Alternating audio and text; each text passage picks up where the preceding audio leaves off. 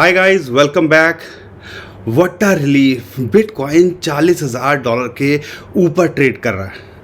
लेकिन अगर आपको आइडिया होगा, फंडामेंटल्स की जानकारी होगी, सबसे बड़ी बात है सब्र होगा, पेशेंस होगा, तो आपके लिए कुछ नया नहीं होगा। आपको पता होगा कि ये तो होना ही था। लेकिन बहुत सारे लोग हैं, जब मार्केट पैनिक में आती है वो पैनिक कर जाते हैं और उसमें जो है आके औने पौने दामों में अपनी क्रिप्टो करेंसी को बेच देते हैं। और वहीं पे हम कोशिश करते हैं कि आपको ये समझाएं कि बैकग्राउंड क्या है, पीछे का डाटा क्या कहता है, फंडामेंटल्स क्या कहते हैं और जो कहानी चलती है वो क्या कहती है। 32,000 से आज हम $42,000 की बात कर रहे हैं। $10,000 कम नहीं होता। लेकिन 35,000 पे हम आपको लगातार बोल रहे थे एक यहाँ पे एंट्री आपकी बनती है। शॉर्ट टर्म में तो खेल करता ही है। और आपको क्या लगता है, जब बिटकॉइन ऐसे गिरता है तो वो ऊपर भी आता है, और जब वो ऊपर जाएगा तो ये मत सोचिएगा सीधा यहाँ से $50,000 चला जाएगा, नहीं। अब हो सकता है करेक्शन हो, और वही चीज़ आज हम आपको बताने वाले हैं बिटकॉइन के अंदर यहाँ पे क्या अपॉर्चुनिटी अब आपको मिलती है और क्या हुआ है। साथ के साथ हम बात करेंगे कि ऑल्ट कॉइन्स भी आज आपको अपॉर्चुनिटी दे रहे हैं। बिटकॉइन तो मूव कर गया, 15-10 दिन पहले जो क्रैश किया था इसने, वहाँ तक तो वो रिकवर कर गया है।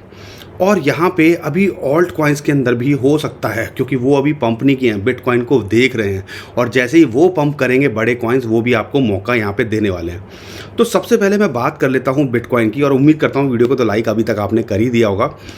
बिटकॉइन की बात करते हैं तो जैसा कि हम आपको बता भी रहे थे, फिबोनाची की गोल्डन रेशियोज हमने बताई थी, ट्रेंड लाइन एक चैनल आपको बताया था, डेथ क्रॉस आपको बताया था। सो शुरुआत डेथ क्रॉस से ही करते हैं।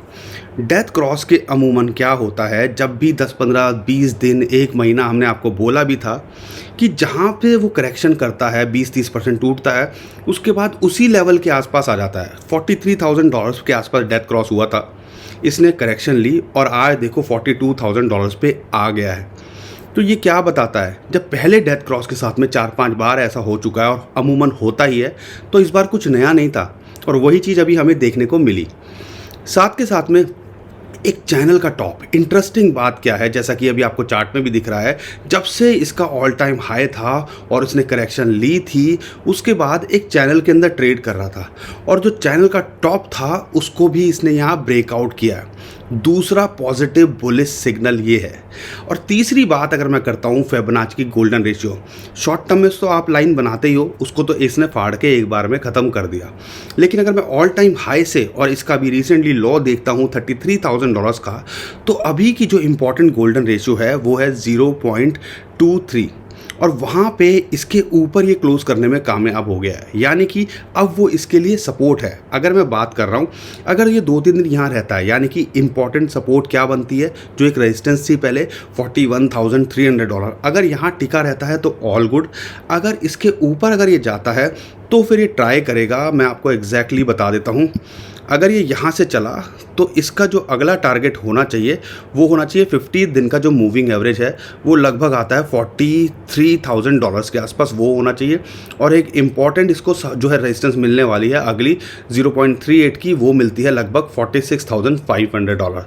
ये दो लाइनों को आपको ध्यान रखना है, ये दो रेट्स को आपको ध्यान रखना है। अगर यहाँ पे सस्टेन नहीं कर पाता, मान लो $41,300 से नीचे आ जाता है, इंटरेस्टिंग बात क्या है, ये यहाँ क्लोज तो करने में कामयाब हो गया, अगर नीचे आ जाता तो क्या होगा, तो फिर हमें देखना है इसका जो इंपॉर्टेंट सपोर्ट निकल के आ रही है, वो जो चैनल का टॉप था जिसको इसने ब्रेकआउट किया है, वो इसके लिए सपोर्ट का काम करेगा, जो कि अभी लगभग आ रहा है 38,000 से 38,500-600 तो इस पे सपोर्ट इसके लिए इम्पॉर्टेंट है।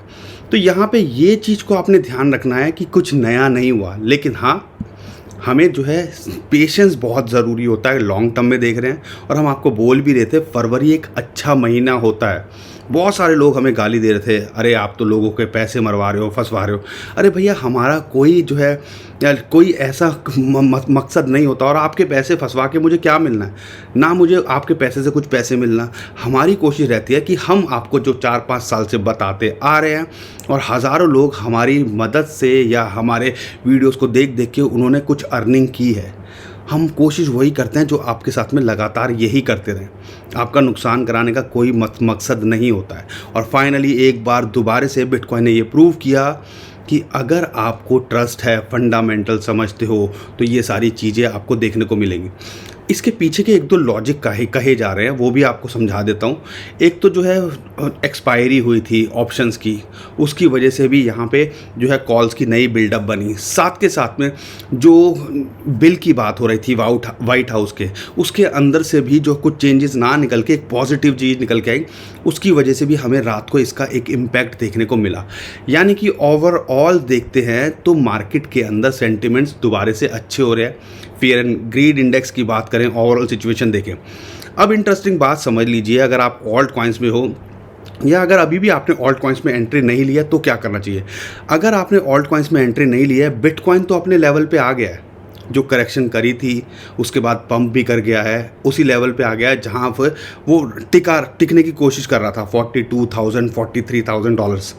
अगर ये यहाँ मेंटेन करता है ना, तो ऑल्ट कॉइन्स के अंदर, खासकर बड़े ऑल्ट कॉइन्स के अंदर, सेफ ऑल्ट कॉइन्स के अंदर एक अपॉर्चुनिटी है कि यहाँ से वो पंप कर जाएं। जैसे कि आपका डॉट हो गया, लिंक हो गया, लूना हो गया, ICP हो गया, जो अभी तक उस लेवल के पंप नहीं करे हैं जिस लेवल पे बिटकॉइन अपना रिकवर कर गया।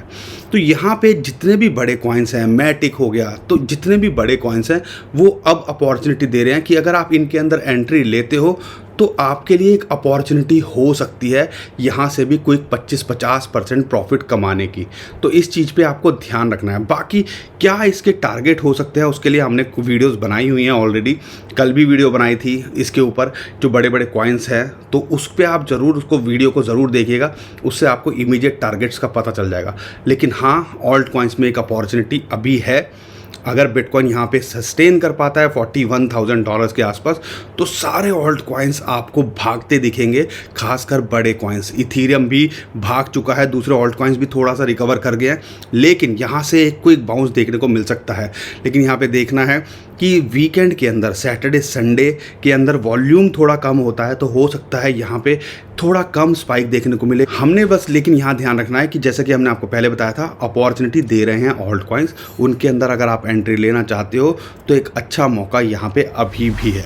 तो दोस्तों, मैं उम्मीद करता हूँ आपको वीडियो पसंद आई होगी, काम की लगी होगी। वीडियो पसंद आई है तो लाइक ज़रूर कर दीजिएगा, शेयर कर दीजिएगा, ट्विटर, टेलीग्राम, व्हाट्सएप, जहाँ आपका मन करे, और चैनल पहली बार आए तो सब्सक्राइब भी ज़रूर कर लीजिएगा। अभी के लिए विदा लेता हूँ।